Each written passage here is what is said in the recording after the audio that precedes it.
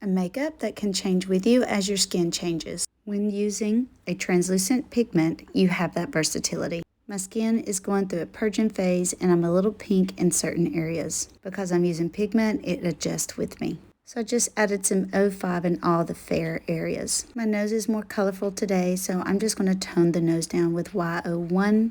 Now I'm going to add some color to where I want depth using cedar. Notice I'm placing it in areas where I want depth, but there's lack of color. And I'm not going to add this color over areas that already have depth of color. Making different expressions, trying to see different ups and downs on my face and target the light areas first. Now I'm going to use this color NY-1. My nose is very colorful today, so I just want to tone that down, but don't erase too much color. So NY-1 will tone the color without erasing depth. Switching brushes, I'm going to use the same color for the area where my chin is a little angry. Using around the areas and not on top.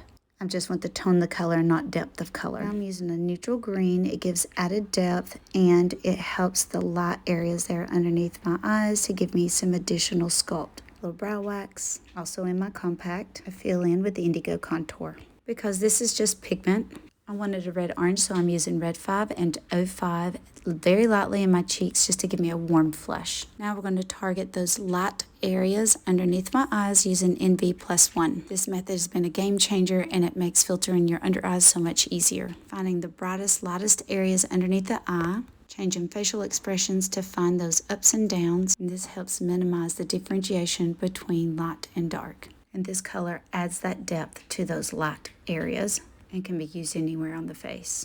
Just follow the same concept.